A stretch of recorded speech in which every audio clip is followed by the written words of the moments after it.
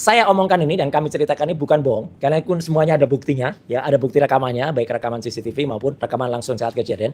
Langsung bilang borgol, siapin borgol. Jadi saya sudah langsung mau diborgol oleh seorang berpangkat Ibtu ya, yang berinisial R. Saya nggak bisa membedakan lagi antara perampok dengan petugas kepolisian, karena mereka menggunakan, kemudian mereka menunjukkan identitasnya. Tapi ya siapa tahu kalau identitas itu hanya cetakan pasar pramuka gimana? Tidak diperbolehkan ganti. Ada kata-kata itu. Ada kata-kata itu.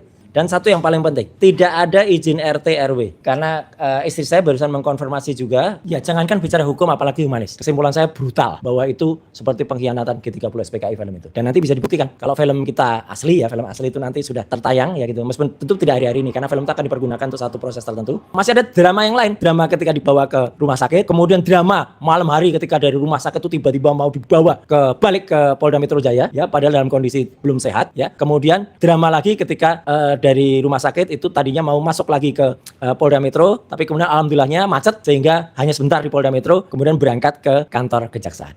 Kesanggupan pemilik atau pengguna ijazah diduga palsu tadi bisa dihadirkan. Kalau si ijazahnya tidak bisa dihadirkan, berarti hasil penelitian itu nanti akan menjadi pertimbangan hakim bahwa pencemaran nama baik atau fitnah tidak bisa diterapkan terhadap Mas Roy Suryo atau Dr. Tiwa seperti itu. Tapi prinsipnya jangan mengkriminalisasi siapapun.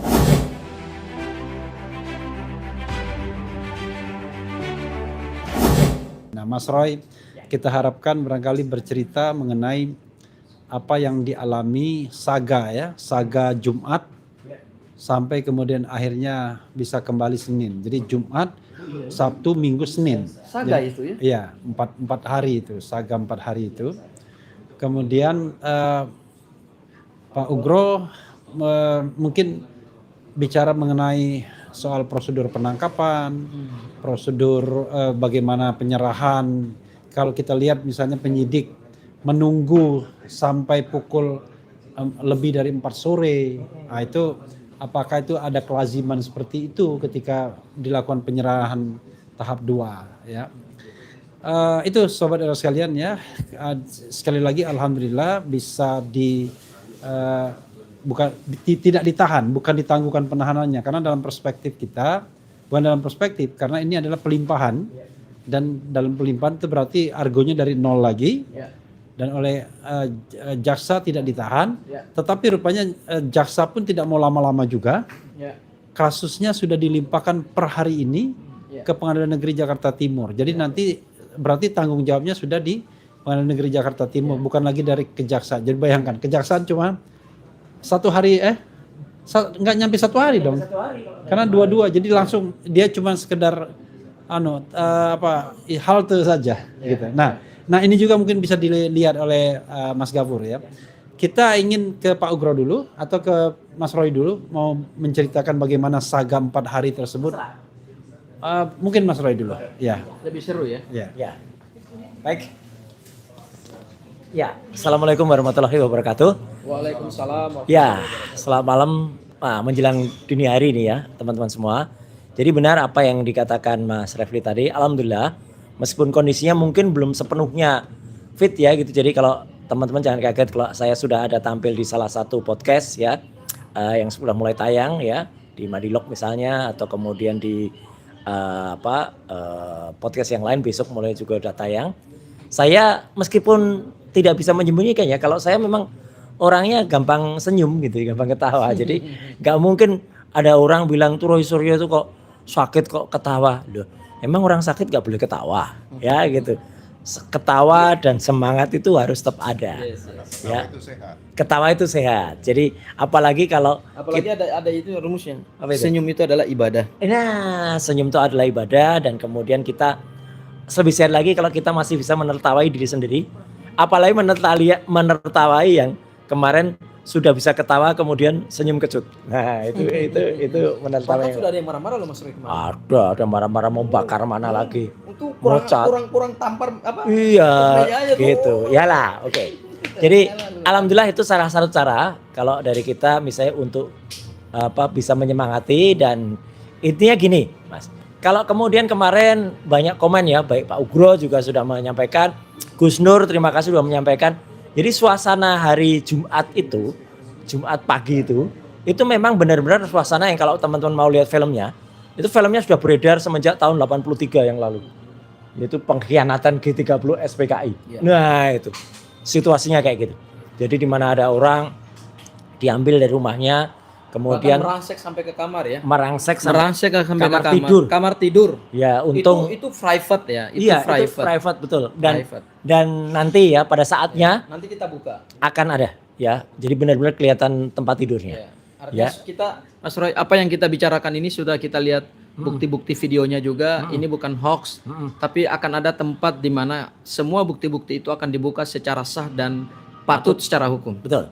Nah, jadi singkat kata memang hari itu ya Jumat pagi itu saya memang baru saja malamnya baru saya pulang ya dengan rombongan yang sama sebenarnya ya gitu kecuali Mas Gafur waktu itu nggak ikut. Betul, nggak ikut. Ya dari Bandung dan kemudian itu juga penting ya. Bandung itu jangan dikait-kaitkan dengan kemudian itu ada acara untuk melakukan pemberontakan atau protes. Gak ada sama sekali tokoh yang disebut-sebut itu juga nggak datang di Bandung. Ya gitu. Jadi jangan kemudian melemparkan hoax bahwa kita mengadakan suatu pergerakan sesuatu ya di Bandung enggak. Jadi saya pulang sampai rumah kira-kira jam 2 dini hari. Kemudian tertidur di kursi. Kemudian terbangun lagi ketika azan subuh. Dan kemudian sholat. Nah makanya saya pakai baju itu baju untuk sholat juga gitu ya. Jadi ada baju merah, marun itu lengan pendek itu. Kemudian pakai celana jeans tapi jeans santai. Jeans di rumah. Dan tiba-tiba jam 7 pagi itu rame gitu. Gludak bel pintu berbunyi. Ternyata saya lihat di CCTV banyak orang. Saya pikir orang antar paket gitu ya Mas Refli. Tapi ternyata tiba-tiba iya mau ambil paket gitu. Paketnya paket berwujud manusia gitu. Saya Berarti maksudnya. tim pemburu, Pemburu atau pengejar. pengejar atau apalah gitu. Karena nggak pakai dikejar dan saya sempat masuk ke kamar mandi sebentar ya gitu untuk maunya untuk cuci muka. Tapi saya kaget karena saya melihat suara istri saya teriak. Gitu. Nah ketika teriak saya kemudian lari keluar masuk ke kamar tidur dan ternyata di situ orang-orang itu sudah masuk kamar tidur. Iya. Jadi sekali lagi orang-orang itu sudah masuk kamar tidur. Kemudian saya mengenal meskipun mereka pakai masker loh ya. Mereka semuanya pakai masker. Jadi terus terang saya kalau tidak mengenal itu Berarti masih era Covid dong Mas Roy. ya itulah. Terus terang kalau saya tidak mengenali salah satu suara itu adalah seorang yang perwira kepolisian ya gitu. Inisial R. Saya mungkin sudah akan marah, mungkin saya nggak bisa bedakan lagi terus terang ini. Saya nggak bisa bedakan lagi antara perampok dengan petugas kepolisian. Karena mereka menggunakan kemudian mereka menunjukkan identitasnya. Tapi ya siapa tahu kalau identitas itu hanya cetakan pasar pramuka gimana? Ya kan bisa aja identitasnya palsu. Kayak ada seseorang termul yang pakai identitas Tapi sebenarnya gini Mas Roy. avokat ini- palsu itu juga ada itu identitasnya. Ini menarik Mas Roy. Ya, Biar ya. gamblang ya. Saya Ya. bertanya nih biar gamblang. Kalau penangkapan secara resmi, Ya, penangkapan itu kan patut perintah undang-undang ya juga harus menggunakan Ya, oke. sarana yang patut dan layak kan? Yang dibawa itu satu surat perintah penangkapan, Ya. kedua surat tugas, Mm-mm. ya surat perintah penangkapan, surat Ya, tugas, ya. dan ketiga surat izin masuk rumah orang yang kita sebut Itu surat udah ada. penggeledahan. Ya, Oke. ya. Begitu mereka masuk, mereka ketuk pintu kan? Ya. Assalamualaikum. Ya. Nih yang punya rumah siapa? Ya. Izin. Ya. Kami dari aparat sekian. Ya. Sudah membawa surat perintah kepada Ya, Bapak. ya. Ini surat perintahnya. Ya. Ini surat tugas kami. Ya. Kemudian ini identitas kami. Ya. Hari ini Ya. kami mau membawa Bapak misalnya Ya, ini ya, ya, ya, ini ya. kita bicara negara hukum Iya, soalnya ya. iya. Kami mau membawa Bapak ke Polda. Heeh. Mohon Bapak siap-siap izin, Heeh. siapkan pakaian yang Nah. layak bisa Bapak pakai. Kemudian Ya. kalau Bapak mau minum teh, silakan Heeh. dulu minum Iya, teh, ya heeh. kan? Nanti Kamar- kemudian kamar setelah kecil, ya mau kan? kamar kecil, mau ganti baju, Iya. monggo silakan, mau cuci muka, mau beres-beres, Ya. monggo silakan. Kemudian kalau sudah bahkan kalau di Amerika Mas Roy, ini di Amerika nih, Ya, negara ya, yang ya. sangat demokratis dalam penegakan hukum. Itu mereka harus mengizinkan Ya. seseorang yang mau ditangkap itu silakan hubungi Ya. dulu lawyernya. Ya. Kalau lawyernya belum bisa datang hari ini, Ya. kemudian nanti kami tunggu di kantor. Nah. Baru setelah ada kesepakatan itu, Nah, baru secara itikat baik kedua belah pihak, kecuali ada perlawanan. Ya. Kalau ada perlawanan yang membahayakan keselamatan petugas, Mereka boleh pasti bertindak. melakukan Ya. upaya paksa. Ya. Misalnya melumpuhkan, Ya. ya. Tapi kalau ada ancaman, Ya. makanya kalau tidak ada ancaman, apalagi yang bersangkutan mau dijemput itu punya itikat baik, monggo Bapak, kita sama-sama naik ke mobil, kemudian kami ke Ya. kantor. Itu yang kita bayangkan seperti itu Ya. sebagai negara demokrasi Betul. dan negara hukum. Betul. Pertanyaan saya, apakah terjadi nggak seperti itu, Mas Roy? Tidak ada. Yang saya tahu mungkin mereka memang sebelum masuk itu menunjukkan diri identitas kepada pembantu saya. Tapi pembantu saya itu ketakutan dan mengatakan polisi gitu aja. Jadi saya kira mereka tidak sehalus tadi. Dan satu yang paling penting, tidak ada izin RT RW. Karena istri saya barusan mengkonfirmasi juga kemarin ya gitu. Atau koordinasi misalnya dengan RT RW. Nggak ada. Mungkin izin dari pengadilan iya, tapi Iya. dengan RTW kan biasanya koordinasi dulu. Nggak ada. Pak, apakah Bapak warga Bapak atas nama sekian, Ya. mohon kami didampingi Ya. untuk karena gini Mas Roy, ini jujur ya. Harus benar itu kan alamatnya. Di kompleks saya Iya, iya. pernah ada juga petugas kepolisian mau mendatangi seseorang. Banyak sekali petugas kepolisian. Ya. Orang ini tersangka mau dibunuh. Ya, gitu ya. Tapi di Dicek daerah rumah dulu. saya itu Ya. ada ketua RT. Oke. Mereka koordinasi dengan ketua RT. Nggak ada. Dan mereka datang tuh baik-baik gitu. Nggak ada. Buka pintu baik-baik. Saya bisa pastikan ya, ini insya Allah ini tidak bohong dan tidak kemudian menjatuhkan institusi kepolisian. Saya bisa pastikan mereka tidak kemudian melalui RT RW tempat. Mereka hanya mengambil atau mengajak 2 orang satpam dan kebetulan memang satpamnya dekat rumah, gardunya itu.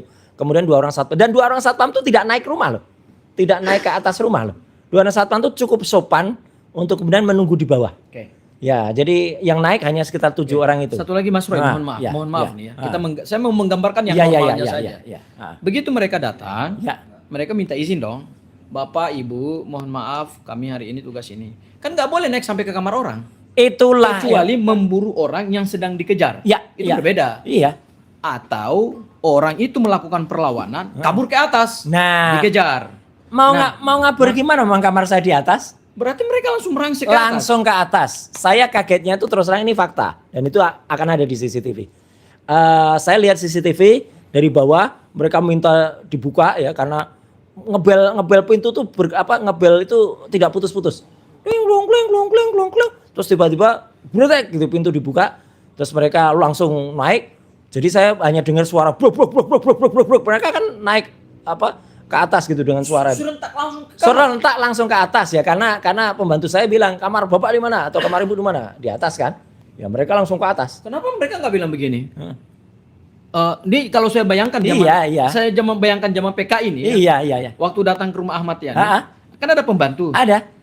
Cakrabirawa bilang. Itu pun masih sopan. Iya, Tanya, makanya saya mau tanya menggambarkan. anaknya. Iya. Dek, Bapak di mana? Maksudnya saya membayangkan Iya, begini. iya. Di malam penculikan G30 SPKI itu kan datang di rumah Jenderal Iya, Ahmad Yani. iya, Ada pembantu kan? Ada, ya.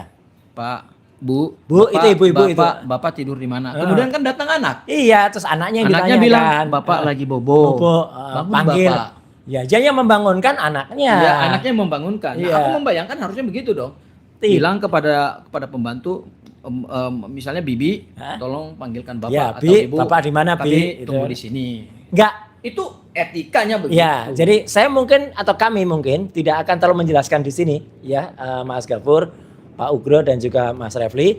Tapi itu nanti akan ada ya buktinya. Jadi yang saya omongkan ini dan kami ceritakan ini bukan bohong. Karena itu semuanya ada buktinya, ya ada bukti rekamannya, baik rekaman CCTV maupun rekaman langsung saat kejadian. Intinya saya kaget sekali. Kenapa kita memiliki petugas yang seperti itu, Pak Ugro? Jadi artinya yang tanpa menurut saya etikanya sangat kurang, ya.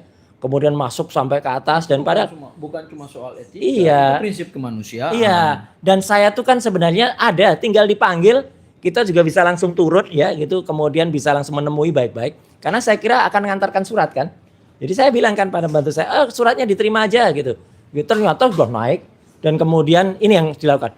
Masuk kamar tidur dan alhamdulillahnya istri saya karena habis sholat juga tadinya itu masih menggunakan celana 3/4 ya, kan dia pakai rukuh gitu, tapi kemudian kita buka kan ada celana 3/4 kemudian pakai kaos. Ya gitu dan saya masih menggunakan jeans, kemudian masih menggunakan baju yang tadi juga saya pakai sholat gitu. Dan kemudian setelah itu kaget karena masuk kamar. Dan kemudian mereka memang menunjukkan surat penangkapan. Tetapi langsung kami bawa Bapak gitu. Langsung megang saya dan ini yang fatal sekali. Langsung bilang borgol, siapin borgol. Gitu. Jadi saya sudah langsung mau diborgol oleh seorang berpangkat Ibtu ya yang berinisial R ya gitu. Dan kebetulan saya mau karena apa? Kebetulan saya lihat salah seorang petugas yang lain, brigadir itu, yang kebetulan dia memang sering memeriksa saya gitu ya. Dan itu yang sopan. Jadi memang ada brigadir A itu yang sopan, mengatakan sudah. Dia menasehati, sudah sama saya aja gitu. Nah akhirnya saya ikut dia. Itu yang bikin saya percaya. Tapi fatalnya setelah kemudian istri saya juga menelpon salah satu lawyer ya di antara kita, lawyer itu bilang tunggu saya gitu. Mereka tidak mau menunggu dan bahkan tidak mau bicara dengan lawyer itu. Tidak mau bicara dengan lawyer itu. Padahal kan sudah mau di video call gini, malah dibalik-balik terus kameranya. Jadi dia wajahnya nggak mau kelihatan. Terus setelah itu saya bilang, saya ganti celana dulu karena ini celana rumah. Udah, nggak usah ganti. Tidak diperbolehkan ganti. Ada kata-kata itu. Ya. Terus saya lewat gitu, akhirnya saya mau ngambil sepatu, ternyata saya mau buka bibet, nggak mungkin kan banyak sekali orang. Kemudian baru saya ambil sepatu, kebetulan memang sepatu yang ini kebetulan sepatunya yang ada di luar karena dipakai semalam itu. Kemudian saya dibawa turun, ya, kemudian langsung dimasukkan mobil dan jalan. Udah peristiwanya gitu. Jadi artinya benar-benar apa yang Mas Roy simpulkan dari satu proses penangkapan yang sebenarnya kalau kita bicara kemanusiaan dan bicara undang-undang ya itu nggak sesuai sih dengan prinsip hukum acara pidana kita yang baru yang sangat humanis. Ya, jangankan bicara hukum apalagi humanis. Kesimpulan saya brutal, benar-benar brutal ya. Akhirnya sampai Pak Ugro waktu itu seperti ada yang membayangkan seperti penculikan. Iya, seperti Pak Ugro kemudian Gus Nur ya sudah juga komen ya bahwa itu seperti pengkhianatan G30 SPKI film itu. Dan nanti bisa dibuktikan kalau film kita asli ya, film asli itu nanti sudah tertayang ya gitu. Meskipun tentu tidak hari-hari ini karena film itu akan dipergunakan untuk satu proses tertentu. Itu sudah tayang, teman-teman bisa membayangkan ya baik di channel RH, Roy Suryo Official, Abdul Ghafur Sangaji Official, Langkah Update dan juga tentu Ugro Seno Tribrata yang merekam acara ini itu akan bisa membuktikan peristiwa yang terjadi. Singkat kata ya, saya dibawa pergi ya hanya menggunakan pakaian melekat, tidak boleh minum, tidak boleh apalagi makan ya gitu. Kemudian hanya menggunakan pakaian melekat, kemudian jalan, dan ya alhamdulillahnya saya tahu lah, 2 orang minimal, Ibtu R itu dan Brigadir A itu yang membawa itu. Kalau enggak kan saya nggak mau, ya gitu. Karena saya mengenal, meskipun pakai masker ya, saya kenal. Kemudian saya dibawa ke Polda Metro Jaya di Kamnek Kamnek 5 ya, jadi di Reskrim Kamnek 5. Dan kira-kira 1 jam kemudian datanglah Mas Refli Harun. Kemudian juga Mas Ghafur, kemudian kita cerita soal itu. Dan makanya saya kemudian tidak mau menandatangani surat penangkapan dan surat penahanan karena saya merasa saya tidak ditangkap dengan patut dan layak dan saya tidak ditahan dengan benar. Karena apa? Terus terang ini ada yang lupa saya ceritakan Bapak-bapak semuanya. Saya tuh hari-hari itu tuh sebenarnya menunggu-nunggu. Benar. Dalam hati kecil saya menunggu. Karena apa? Kita kan sudah mengenal sebelum ini kita bicara tentang P21 yang tanggal 2 Juni. Yang konon itu sudah diceritakan oleh Dirkrim tanggal 2 Juni. Tapi saya hitung kan 2 Juni setelah tanggal 16 Juni itu kok nggak ada surat gitu. Padahal kan harusnya H+14 itu harus ada. Mulai dari Senin, Selasa libur, Rabu, kemudian juga Kamis nggak ada surat. Dan Jumat itu ketika datang saya pikir oh ini surat kemungkinan untuk panggilan hari Jumatnya kan itu. Untuk panggilan hari Senin. Bayangan saya begitu. Tidak kemudian tiba-tiba tanpa sesuatu yang patut dan layak tiba-tiba saya diambil. Nah jadi intinya begitu yang saya ceritakan. Tentu nanti akan banyak cerita lain. Tapi untuk supaya tidak kemudian terlalu fokus ke cerita hari Jumat pagi itu. Ya, kemudian nanti masih ada drama yang lain. Drama ketika dibawa ke rumah sakit. Kemudian drama malam hari ketika dari rumah sakit itu tiba-tiba mau dibawa balik ke Polda Metro Jaya. Ya, padahal dalam kondisi belum sehat, ya. Kemudian drama lagi ketika dari rumah sakit itu tadinya mau masuk lagi ke Polda Metro, tapi kemudian alhamdulillahnya macet sehingga hanya sebentar di Polda Metro, kemudian berangkat ke kantor kejaksaan. Saya kira itu dulu sebagai pembuka. Berarti kemacetan itu adalah kebaikan. Kebaikan. Kalau enggak, mungkin saya masuk sel lagi ketika di hari Senin pagi itu. Gitu dulu sementara Mas Refli supaya tidak terlalu panjang dulu di awal. Makasih. Ya, jangan semuanya nanti biar pemirsa penasaran kan. Betul. Nah, saya mau ke Pak Ugro terkait dengan tentu pengalaman Pak Ugro ya. Bahwa apakah memang begitu tata cara penangkapan dan kemudian penahanan ya. Tetapi kita tidak mengakui adanya penahanan sesungguhnya, bahwa beliau ini tidak pernah disurati dalam posisi tersangka yang tidak ditahan sebelumnya. Lalu tiba-tiba ketika ada mau penyerahan P21 itu ditangkap dan itu dilakukan pada hari Jumat sementara penyerahannya Senin. Paling tidak kalau misalnya mau merasakan sel tahanan jadi masih bisa Jumat, Sabtu, Minggu, bisa 3 hari lebih. Nah, apakah seperti itu yang biasa dilakukan Pak Ugro di masa lalu? Silakan Pak Ugro mempertanggungjawabkannya. Silakan Pak. Ya.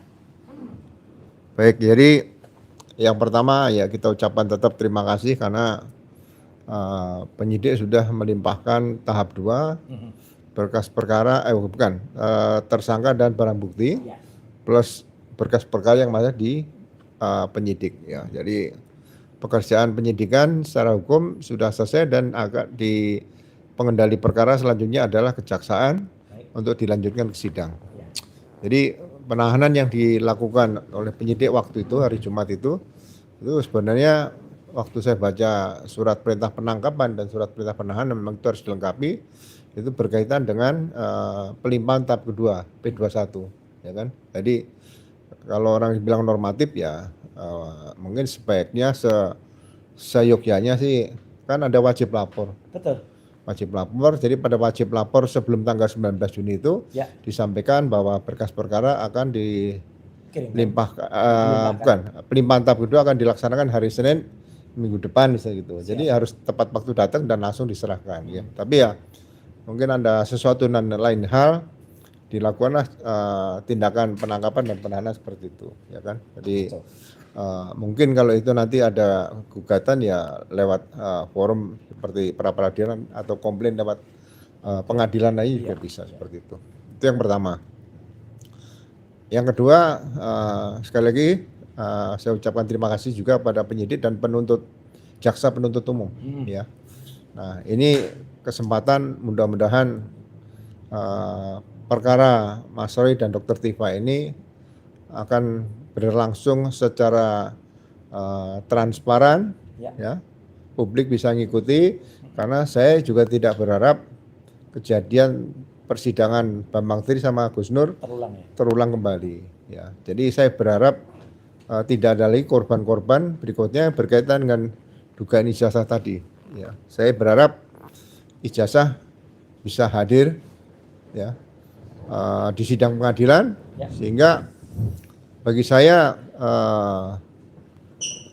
dugaan ijazah palsu ini yang dilakukan penelitian oleh Dr. Tifa dan Mas Roy Suryo ini itu nanti akan menjadi pengalaman yang terbaik bagi pelaksanaan pemilu 2029 dan selanjutnya ya kan. Kita tidak mengkriminalisasi seseorang ya. Saya katakan bahwa saya tidak katakan membela pribadi Mas Roy atau Dr. Tifa. Saya membela setiap orang yang dikriminalisasi. Itu memang karakter saya seperti itu. Jadi pada saat saya dulu masih aktif juga saya pernah menolak kriminalisasi ya 3 terpidana mati di Sulawesi Tengah itu yang tipu Domingus Marinus itu. Setelah saya coba buka gitu loh. Jadi kenapa ini seperti ini ya kan? Nah, risikonya adalah ya itu dilepas jabatan dari itu ya bagi saya jabatan di polisi itu kan pekerjaan mulia. Kalau kita dicopot jabatannya karena kita berbeda pendapat itu risiko ya kan, sama dengan kita melakukan baik atau tidak baik itu kan pilihan. Nah disitulah makanya saya selalu katakan ya, saya selalu menggunakan nurani dalam setiap langkah saya sehingga kalau dikatakan saya selalu melawan bukan berbeda pendapat.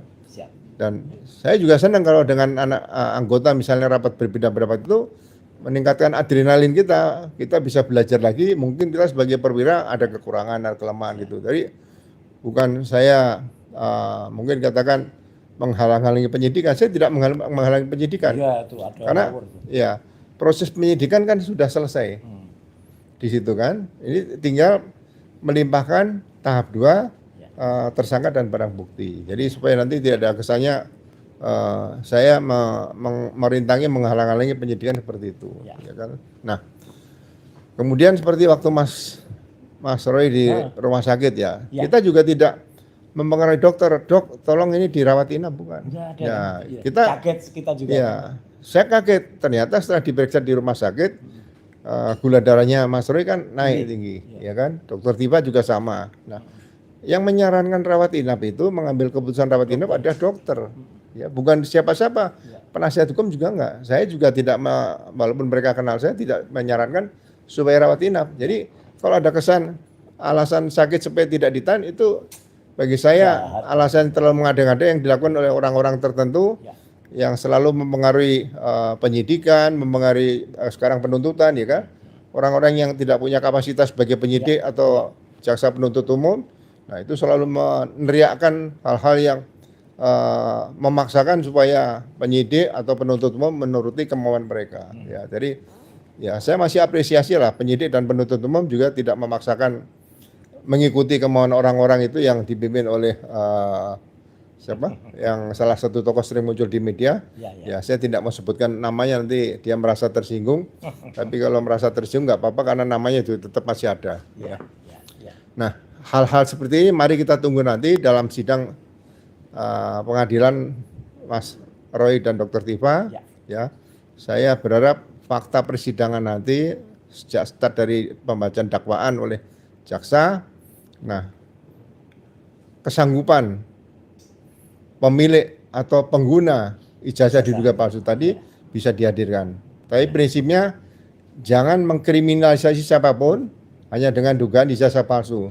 Yang penting bagaimana hasil penelitian tadi bisa menjadi penelitian yang sahih, yang penelitian yang benar-benar murni penelitian, dan itu dibuktikan di pengadilan, sehingga kalau penelitian itu memang dinyatakan benar-benar penelitian yang sah, berarti peristiwa pencemaran nama baik ataupun fitnah itu tidak terbukti seperti itu.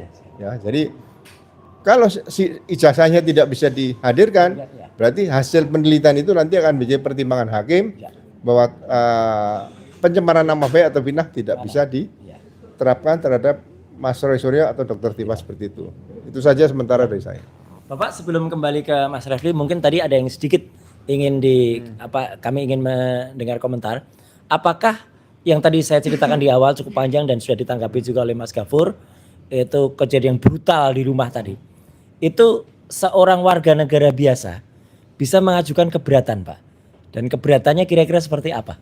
Dengan tadi, dan apakah dulu zaman Bapak ya kayak gitu loh. Masa kayak gitu Pak pendidikannya gitu. Ya, biasanya kalau seperti itu yang pertama dilaporkan kepada Propam lah. Oke. Internal, tapi kalau misalnya mau digugat peradilan, sekarang dengan KUHP yang baru juga ada, kalau nggak salah pasalnya. Jadi bisa digugat ya? Bisa digugat. Jadi itu di KUHP juga baru juga ada penyalahgunaan wewenang oleh aparat penegak hukum seperti itu. Itu di KUHP yang baru ada. Ya, baik. Clear Pak. Terima kasih. Mas Gafur mau ada komentar sebelum kembali ke Mas Refli? Ya. Oke. Bang Refli dulu lah. Kita agak gelisah soalnya pertandingan sepak bola sudah mulai. Jadi saudara sekalian, kita bicara mengenai tadi dua hal ya. Pertama pengalaman Mas Roy ketika ditangkap dan kemudian harapan Pak Ugro untuk persidangan ke depan. Nah, terkait dengan proses penangkapan sebenarnya Mas Roy melalui kuasa hukumnya sudah mengajukan pra peradilan. Jadi kuasa hukum pribadi Mas Roy, apa namanya Mas Roy? Tokham ya. Tokham itu apa? Tok itu apa? Tim anti tim untuk kemudian literasi hukum dan HAM. Litigasi Pak, litigasi hukum dan HAM. Oke, jadi itu Tokham ya. Jadi itulah tim yang kemudian akan mendampingi Mas Roy dalam persidangan baik pra peradilan maupun sidang di Pengadilan Negeri Jakarta Timur, gitu ya. Jadi kalau selama ini memang ada banyak tim maka itu tim yang ditunjuk oleh Mas Roy. Dan ini memang Talkham sudah lama berkolaborasi dengan Mas Roy sejak kasus Stupa dulu ya. Bahkan sebelumnya. Sebelumnya. Oke. Dan untuk catatan ke pemirsa, ya kita tunggu saja ada pra peradilannya. Dan mungkin orang bertanya, kenapa pra peradilan itu tetap diajukan untuk penggeledahan, penangkapan dan penahanan? Jadi Mas Roy berpikir ya ini tidak hanya soal terkait dengan kepentingan pribadinya, tapi juga untuk kepentingan penegakan hukum. Nah ini yang barangkali Gafur perlu garis bawahi, apa konsekuensi dari peradilan ini ya, kalau seandainya dikabulkan atau tidak dikabulkan dan lain sebagainya. Silakan. Oke. Jadi terima kasih Bang Refli. Ya. Izin Pak Ugro, Mas Roy. Siap. Memang saya secara pribadi selaku praktisi hukum dan juga pemerhati hukum ya, selaku praktisi hukum dan juga pemerhati hukum Mas Roy, melihat bahwa memang ada disparitas, ada kesenjangan kualitas penegakan hukum oleh dua lembaga penegak hukum, yaitu antara Polda Metro Jaya dan Kejaksaan. Padahal dengan KUHP dan KUHP baru, seharusnya kepolisian juga segera mereformasi cara penegakan hukum pidana yang basisnya lebih humanis, basisnya sesuai dengan nilai-nilai Pancasila. Karena cara-cara penangkapan yang melanggar prinsip-prinsip hak asasi manusia, apalagi privasi seseorang, yang seseorang itu tidak pernah melakukan perlawanan pada saat ditangkap, yang seseorang itu tidak pernah menghambat proses penegakan hukum pidana, dan seseorang ini kalau kita lihat dari kualifikasi subjek hukum pelaku tindak pidana, ini bukan pelaku tindak pidana misalnya kita sebut white collar crime atau organized crime, atau saya sebut misalnya kejahatan keamanan negara, kejahatan terhadap sumber daya alam Indonesia, atau suatu kejahatan yang merongrong kekuasaan pemerintah Republik Indonesia misalnya melalui tindak pidana makar dan seterusnya. Mungkin bukan merongrong. Kalau anak kecil sekarang membuna. Apa itu? Buna dan rongrong. Supaya tidak terlalu stres ya. Saya meskipun sakit masih bisa ketawa loh. Mas Gafur kami gotongan profesor kok ketawa-ketawa gitu ya. Nggak bisa. Ini tipikal ya. Terus. Iya. Artinya hukum pidana kita yang baru ini sebenarnya telah meninggalkan pendekatan dan paradigma penegakan hukum pidana yang represif.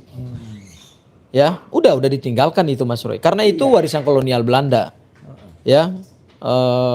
Apalagi ini kan baru penetapan tersangka. Dan ini bukan tindak pidana teroris.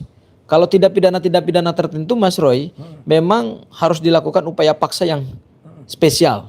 Misalnya teroris, karena kan ada pengancaman terhadap aparat pada saat melakukan penangkapan misalnya, ketika dia menggunakan senjata. Teroris itu asal katanya teror.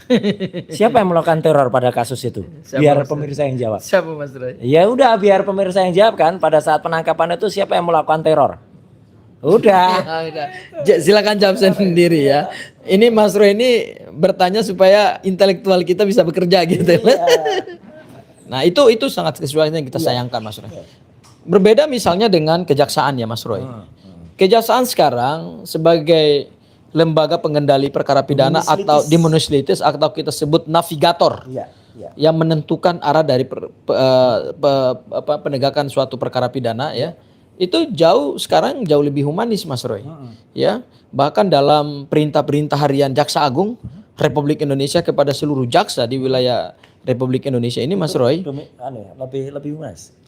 Iya, jadi dalam perintah-perintah harian Jaksa Agung kepada jaksa-jaksa itu adalah dalam penegakan hukum pidana, terutama untuk jenis tindak pidana yang tidak membahayakan keamanan negara, tindak pidana yang tidak merongrong kekuasaan pemerintah, atau bukan tindak pidana khusus gitu ya, misalnya korupsi, teroris dan seterusnya, maka perintah harian Jaksa Agung itu adalah 2. Jaksa dalam menegakkan hukum harus menggunakan prinsip nurani atau hati nurani.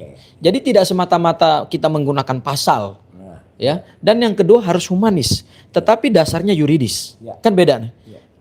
Humanis, berhati nurani, tapi landasannya hukum. Oke. Nah, itu yang digunakan oleh kejaksaan. Nah, makanya pada saat penyerahan tersangka dan barang bukti kemarin, saya kebetulan sama Bang Refli yang mendampingi Mas Roy Iya, ya, terima Ya, kasih, itu oke. luar biasa. Makanya kita ini. saya benar-benar memberikan apresiasi yang luar biasa kepada jajaran kejaksaan pada saat menerima kami, sangat humanis, sangat friendly, ya. Padahal bayangkan Mas Roy keluar dari mobil tahanan diborgol sama Bu Tifa ya, meskipun Mas Roy bisa membuka borgol itu dengan cara yang agak Ya, sebenarnya bukan membuka borgol ya. Ya bang seperti itulah, masa saya pesulap. Kalau saya pesulap memang bisa membuka borgol gitu loh. Iya toh? Tapi kan saya bukan pesulap. Nah, kalau pesulap itu kita bisa cerita bahwa perkara itu bisa kita buat pendek ya, perkara itu kita buat panjang. Oh, kalau itu pesulap ya. Ini pesulap. Oke. Nah, itu. Oke. Tapi ini bukan borgol. Oke. Ya. Jadi Mas Roy pada saat kita di ruang pemeriksaan jaksa itu, padahal ini kan baru luar biasa kan, sorotan kamera dan seterusnya, seolah-olah diperlakukan sebagai pelaku tindak pidana yang besar gitu loh, yang luar biasa. Tetapi begitu kita masuk di ruang jaksa, semua humanis, semua friendly, semua cair, ya kan, bahkan kita diperlakukan dengan baik. Gitu. Baik. Itulah Ditawari makan, yang enak pula. itu pun ditawari. Pak Roy monggo mau makan. Ada yang pakai bahasa Jawa loh Mas Iya, Roy. itulah. Dan kita nggak perlu sebut beliau siapa ya. Iya, beliau siapa? Tapi itu bosnya para jaksa. bosnya para jaksa dan pakai jempol gini. Iya. Monggo kerso dar ayam nopo bebek. Iya. Pilih makan ayam atau bebek. Iya. Dia Jadi ngomong kita gitu. kan, iya. Dan bahkan minuman saya kan minuman khusus ya. Iya. Yang kemudian itu bukan hanya less sugar. Iya. Tetapi no sugar. No sugar. Ya? Sempat diberikan minuman itu Pak Ugro. Tapi kemudian salah beli. Salah Dan beli. itu mohon diulang, maaf. diulang lagi. Iya kan? Mas Iya. Gabor ada nyon sewu. Salah. Sewu. Itu loh. Jadi ini benar-benar luar biasa. Jadi diberikan itu, kemudian diberikan saya minuman khusus tanpa saya sebut merek ya. Yang no sugar. Iya, dan Luar dan biasa. sangat humanis, sangat Iya. sangat apa ya, pendekatannya sangat kultural Luar gitu. biasa lah. Luar pokoknya. biasa. Iya. Saya melihat bahwa inilah Iya. cara kejaksaan menerjemahkan undang-undang baru. Ya. Ya, dalam SOP penanganan perkara pidana. Nah, ini yang sebenarnya Mas Roy, Harus dilakukan. ini yang menurut saya ini harus jadi pelajaran. Iya, iya. Ya, kami mengajak, tim kuasa hukum ini mengajak, termasuk juga Mas Roy mengajak, ayo Polda Metro Jaya segera berbenah, Betul. tinggalkan cara-cara represif Nah, dalam penegakan hukum, pelajari kembali ya. spirit dan semangat KUHP dan KUHAP baru, temukan intisari dari KUHP dan KUHAP baru, supaya kita menegakkan hukum itu, ya. Tadi ada seorang termul mengatakan, iya hukum pidana itu kan keras. Iya itu zaman kolonial Belanda yang keras-keras. Dia hidup di zaman kembali Iya. dulu hidup di zaman kolonial aja. Iya gitu. Hukum pidana aja namanya sekarang hukum pidana nasional. Nah, coba baca naskah akademiknya. Luar biasa itu pertimbangannya, kajian sosiologisnya, apa, kajian yuridisnya, kajian filsafatnya luar biasa sesuai dengan nilai-nilai Pancasila gitu. Nah, ayo Polda Metro Jaya kita berbenah supaya jangan ada lagi cara-cara pendekatan hukum yang pada akhirnya ya quote and quote Ya. mendapat kritik publik. Betul. Dan memang harus terbuka lembaga penegak hukum itu. Ya, kemarin ada salah satu, ya saya tidak perlu sebut namanya lah. Salah satu teman dari Polda itu mengatakan, "Oh, Mas Gapur kalau kritik Polda lumayan juga ya." Saya bilang saya bukan untuk ini, tetapi itu adalah dalam rangka check and balance. Karena kalau tidak ada kami seperti ini, tidak ada Bang Refli, tidak ada saya, ya akhirnya kan bobrok semuanya. Itu. Setuju. Ya, oleh karena itu saya ingin menjawab apa yang ditanyakan oleh Bang Refli terhadap cara-cara yang tidak sesuai dengan prinsip due process of law KUHAP yang baru, maka tentu forum yang terbaik adalah kita uji ini di pra-peradilan. Betul. Ya. Makanya gugatan pra-peradilan yang diajukan oleh Mas Roy berdasarkan tim kuasa hukum Tolkham, ya, itu akan perdananya dilakukan di hari Senin. Ya. Dan disitulah semua bukti-bukti akan dipertontonkan kepada publik. Betul. Ya, yang digugat itu adalah 3 Ya. objeknya ya. Ya. Berdasarkan pasal 158 KUHA yang baru tentang lembaga pra-peradilan, salah satu kewenangan dari lembaga pra-peradilan menguji sah tidaknya upaya paksa. Nah, itu. Ada 3 upaya paksa yang kami uji. Yang pertama adalah penangkapan, yang kedua adalah penahanan, dan yang ketiga adalah penggeledahan. Meskipun catatan saya Mas Roy, Ya. perkara ini sudah dilimpahkan ke jaksa,